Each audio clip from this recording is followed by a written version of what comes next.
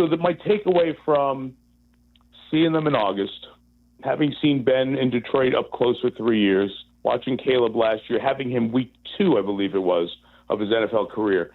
Here's my takeaway from what I got from watching, preparing, talking to folks here in week 17. Ben Johnson did a great job of not being his best friend when he got there. He tore Caleb down to build him up. I don't want to say it that simply, but in different ways, in different tests, he did that.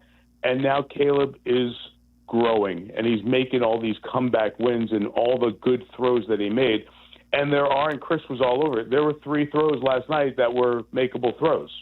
You're not going to make every one, but when the completion percentage goes from 58 or 9 to 65 or 67, this team gets much more efficient, and the run game gets better. And I think it was funny that when we had you on at the beginning of the season, we were wondering if this game would even see the light of day. Would it be flex because the Bears aren't good? But, man, good thing it wasn't flex. Good thing the Bears are good, and you got yourself a classic to call. Yes, yes, and yes. I even said that, we do a couple of segments after the game. And after the game the week before, I even related that story being out in Lake Forest in August when the Bills were in before a preseason game between the teams, because we had the Bills at the start of the year, and it was a good chance for me to see the Bills and get out to Chicago and see the Bears and all that stuff. And I said, somebody came up to me and said, hey, I know we're on the schedule, but we'll probably be flexed out of that game, so we hope we'll see you next year. And I'm like, well, you never know. And this was the all-time you never know. I don't know what the game of the year was, but I'd like to go back and rewatch and compare that to last night. Maybe the Seattle Rams game from a week or so ago belongs right up there. The Ravens-Bills game we had week 1, but for energy, right from the first snap, and what was on the line and the level of performance, I think you really be hard-pressed to match that game last night. Mike, did anything about last night from either team surprise you? And if so, what was it? I thought the defenses would be a bit better. Yeah. I know both defenses have given up a lot of yards and points. I thought they'd be a bit better. I thought Chicago, to score and succeed, was going to have to run the ball more. They even said that to Chris at halftime. It's like, maybe you run it more just to keep it out of San Francisco's hands and slow them down a little bit. But there was no reason to get off a script that was working and a play sheet that was working, and throwing the ball on the Niners worked for the Bears, and they did not need to go to the Philadelphia game plan. And I think that's a positive. Like, there are no positives in wins in the NFL on the league team side, but on the fan side there can be. And the 3 positives I take away is, 1, if San Francisco is going to be the number 1 seed, you can go into their gym and beat them. That was inches away from a win, so you know that. You've got the confidence you can play with almost anybody in this conference. Second, it's that you can win both ways. You can throw the ball a lot, have a good balance that leans more towards pass and win, or you can do what you did in Philadelphia on Black Friday, where both guys just kept running through the Eagles. So there are multiple things to take away from that game and say, yeah, the Bears actually have a team that in the tournament now can play with, if not beat anybody anywhere. Even with the defenses, and that's what I would say, for both teams, can both of these teams, and maybe it's because of the parity that exists in the league right now, the Bears are, I believe, bottom 3rd in pretty much every statistical category. Mm-hmm. I don't want to poo-poo all that they've accomplished, Mike, but can either one of those teams win a championship with the type of defense they displayed last night? No, but 3 turnovers changed that. And yet one of them, that was 7 points. That was the game, right? So, and turnovers are some combination of, we practice takeaways at the beginning of the periods and every week, to ridiculous dumb luck, to we play with aggressive confidence that sometimes will give up big plays, but also will allow us to make big plays. Whatever that is, when you get on a turnover heater, you stay on it. And this team has stayed on it. So let's say you get 2 early ones in a playoff game at Soldier Field, and it's a windy, cold day. Teams are going to have a hard time catching up from down 2 scores. So I think it can work. I just went through the NFC today. We were just getting ready we have Pittsburgh-Baltimore on Sunday night. for the division. So we're just kind of going through what we've seen in the NFC and what you might see in the next round. Everybody's got warts and holes. Probably the two teams with the least that are going to be in the NFC tournament are Philly and the Rams, and that could be a first-round game. You could arguably say, I've done no idea what DraftKings or Vegas or anybody's going to do, or whoever your betting sponsor is. I have no idea what they're going to do for odds, but I bet the NFC odds to win the championship are going to have the Rams and the Eagles pretty high up compared to everybody else because of the Niners' defense. Seattle, if Darnold faces pressure, how good will their offense be? Carolina or Tampa have not played well. And who I think I covered everybody there. Yeah. So that, and Philly and the Rams. Yeah. So that would be what I would walk away and say, you can have your turnovers and get hot and win one or two of these games, especially if the Bears. That's why I think Sunday's big. Be the 2 seed. If you're the 2 seed and 2 teams have to come to Soldier Field, and then you maybe have to go to San Francisco. Well, you just did that, and you were inches away from winning that game. So there's a path, no doubt about it. There is a real path. Mike Tirico joining us. It's Waddle and Silvy on ESPN 1000. Mike, you've been joining us for years, and we really appreciate the friendship and the relationship. And you at times have gotten frustrated when we continued to throw Jay Cutler questions at you. And then we asked you, can Mitch Trubisky be the guy? And then we asked you, can Justin Fields be the guy? Now Caleb Williams. Do we have the guy? So here's why I was so annoyed that the game was so great.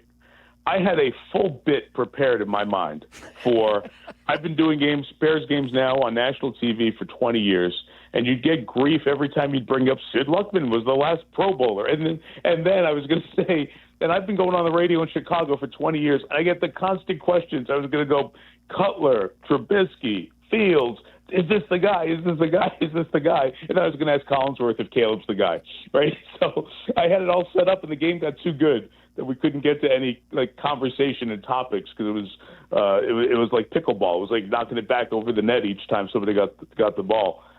I think yes, because of Ben. So that my takeaway from seeing them in August, having seen Ben in Detroit up close for 3 years, watching Caleb last year, having him week 2, I believe it was, of his NFL career. Here's my takeaway from what I got from watching, preparing, talking to folks here in week 17. Ben Johnson did a great job of not being his best friend when he got there. He tore Caleb down to build him up. I don't want to say it that simply, but in different ways, in different tests, he did that. And now Caleb is growing, and he's making all these comeback wins and all the good throws that he made. And and Chris was all over it. There were 3 throws last night that were makeable throws. You're not going to make every one, but when the completion percentage goes from 58 or 9 to 65 or 67, this team gets much more efficient, and the run game gets better. And I think Caleb will get there because he has, one, the physical tools, but he also has the makeup. He wants to be great. Those are Ben's words, not mine. He has it in him to be that guy. So you've got the physical tools, the guy who wants to do it, the coach who can get him there, and the infrastructure. And what Ryan Poles did with that interior 3 of the offensive line, lesson learned from his Kansas City days, Ozzie Trapillo probably settling in at tackle as you go through, right tackle already set, and a good receiving core, and 3 really good tight ends, and 2 backs. Every single thing is in place, and the guy who you need to take the step up has a deep desire to be great, win championships, and do that. So all of it together, it's the most confident yes I could possibly give you to our decades-old question. So many great stories in the NFL this season. Who would get your vote for Coach of the Year? I would have a hard time. So glad I got out of the voting business last year, because this would be a hard one, because I can sit here and convince myself for a half hour that it's Mike Vrabel, because that Patriots roster was that. But then I say, you know what? They spent over $250,000 on players. Vrabel got the guys he wanted. He took over a roster. He could do it. He was a proven guy. Okay. I want to say Ben, because you just know where it was. You know how tough this division was. And all three teams made it last year except for the Bears. And now the Bears win that division. And he's built something that feels really good. It's hard for me to ignore Liam Cohen because Liam Cohen got to not only Trevor Lawrence but the rest of that team. And because they are not in one of the bigger markets, I don't want to go down Sean Payton's road of saying they're a small market team, but Jacksonville has not had the national exposure other teams have, and that probably pushes it down. But when you take some time to study what they've done and see how they've built that team, that's a pretty good coaching job. It's a really, really good one. I think I'd probably land on Ben if the Bears become the number 2 seed and almost beat the number 1 seed out there. If for some reason Denver loses, Vrabel wins, and they're the number 1 seed, I might have a hard time going against that, or same with Jacksonville. But I'd probably lean toward Ben at this point because it's what the place needed, stability and a step up, and they got both. The award never goes to an accomplished guy. Could I sell you on Shanahan as well? Basically, no Nick Bosa, no Fred Warner, no Brock Purdy for half of the season. Right. He's missed time with Kittle as well. And if they go on and win the division and become the number 1 overall seed, could you argue that for the first time in a long time, an established guy may be the guy that gets the vote? No, and not just could, should. And shame on me for not bringing it up first because it was another conversation point we were going to get to last night, but it got too good on the field, and you didn't need to bring up a topic during the game. But absolutely, and throw on top of that, no Ricky Pearsall for half the year, right. number 1 pick from a year before, and Brandon Ayuk hasn't been in the building. And if you're sitting there in March or April, you say, okay, we let Deebo Samuel go. We paid Ayuk all this money. He's coming off an ACL. Maybe he won't be with us early on. But as the season goes on, we'll get Brandon Ayuk back, and we'll have a number 1 receiver. And he's gone. He's not been to the facility at all. They've put him on this, some list that essentially says we're never going to see again. So yes, you absolutely can. And the way they're playing here at the end of the year, the play calling has been just extraordinary. I mean, what they did to the Colts and the Bears back-to-back weeks was really a play calling clinic. I mean, it put up like 90 points here in back-to-back weeks.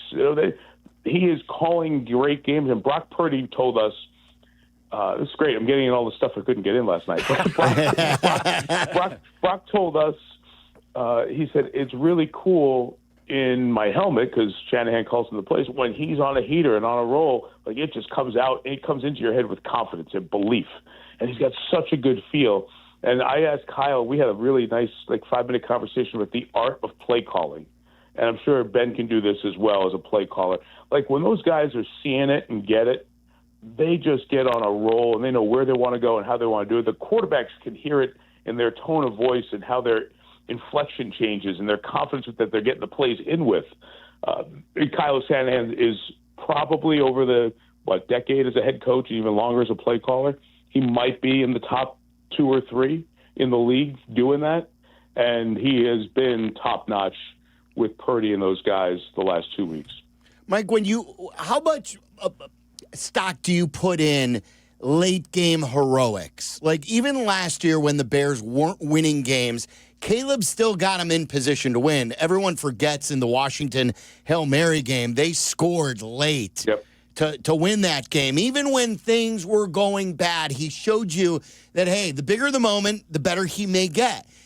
He didn't finish the game yesterday, but he had a hell of a second half, as you guys illustrated on television. The Packers game, a hell of a second half, didn't finish, but he did finish the Green Bay game at home. He did finish the Cincinnati game, the Raiders game. Like, how much stock do you put in that you see a guy who at a young age doesn't worry about the spotlight, and when it shines bright, he gets even better?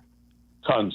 I have tons of belief in that. Much like turnovers, when these things happen, they tend to just build and build, and it starts with talent, but it also is highlighted by not being in a position where the moment's too big for you. The moment's not. He thrives. He relishes those moments, right? I mean, that was pretty close to. I was only thinking when we hit the 2-minute warning, they're going to do this again. And then when they were bleeding the clock, they're going to do this again. And, I asked Chris before first down, it almost sounded like a stupid question on my part, but when there were no timeouts, I kind of knew what I was thinking.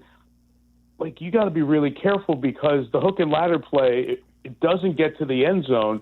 Now you burn 8 seconds in a play, yes. Right? You don't get. So I would have liked 3 shots at the end zone instead of that. And then, as Ben said, they were a bit rushed getting to that final play. And Kyle, because if you go back and listen to the end of the game, I'm watching Kyle because Kyle has now walked from the 35 down to the, I guess it would be down judge in that half on that side, down to the down judge. He's ready to bang a timeout there. But he, smart guy, he's seeing that the Bears aren't all together, so he let it ride. But given all that, like, they're right there. They're give them another shot to get it in the end zone, they probably win the game. So, yes, I think those things build. I think their confidence is supreme in late-game situations. The game was probably lost on that drive before where Santos kicked the field goal to take the lead. You think yes. When you take a lead 38-35 in the fourth quarter, that might be the worst possession of the night. It probably ends up being the difference in the game because somebody blinked first and kicked a field goal. But awesome confidence. Now, it doesn't mean that you're going to get into the wild card game at Soldier Field, hopefully on a Sunday night. I'm not saying that out loud, am I? Yes. I'm trying to speak it into existence because that would be awesome. It doesn't mean you're gonna get that position to make that play. Doesn't mean you're going to succeed making that play. But the fact that you've been there keeps the panic level way down for these teams. And I think you could see at the end of the game, guys aren't running around like their heads are cut off, not knowing where to line up, they just had a comfort about them at the end of the game that we've been here, we've done it, we know we can do it, we're going to do it again. I think it goes before you, though. I think I read the stat today that the Bears have lost like their last 10 games on Sunday Night Football. Oh, boy. Is that right? Something like that. I got to cross-check. Shame on you, Mike. Yeah, so I love you as much as any person we put on the show. I don't know if I want that game on Sunday Night Football. First off, take it out on Al. Secondly, secondly, did any of them happen was the double doink a Sunday night game, or was that a late Sunday afternoon game? Well, it was the broadcast. I think the broadcast travels, no matter what. Got it. I'm saying, hey, that's fine. If it means we don't see it till the Super Bowl, then you have no choice. Then you're out of options because you're stuck with us on the Super Bowl. Oh, so. I would love that. Hey, get Al Michaels on the line and see what he has to say about what Tirico just said. Hey, since we call you the commissioner of common sense, you mentioned how Ryan Poles turned around the offensive line, and the interior were all acquired via trade or a signing. There were 2 trades, 1 signing, and they were veterans that you could trust. Knowing you have Caleb and Burden and Rome and Loveland all on rookie deals, and no time is ever going to be better than to spend money on someone big than now. Would you do the same thing on defense and go big game hunting with a defensive player, or would you draft and develop in your world? So a lot of it depends on, and I don't have the correct answer for this, so I don't want to blurt out a what if. It depends on your cap situation. So I'm going to. There are way too many parallels to Detroit and Chicago right now. But if you look at the Lions, your peers in Detroit were taking calls for 4 months on, why don't you go get a big free agent defensive lineman? Well, it's because they had to pay the 10 guys they drafted 2, 3, and 4 years ago, who are now the core of their team, like St. Brown and Gibbs and Hutchinson and Jamison Williams and Jack Campbell, the linebacker, and Brian Branch, the safety. And part of what the cost was, they were all towards the high end of their positions because they're all Pro Bowl level type players, right? So you've got to be thinking, okay, when's Rome going to come up? Where's he going to slot? Okay, is Burden good? Okay, we got 3 years of that. When do we have to start thinking about doing Caleb here in a couple of years? So do you have a deal where you can get somebody in at bigger money for 2 years if your cap is friendly enough right now to do that and draft someone?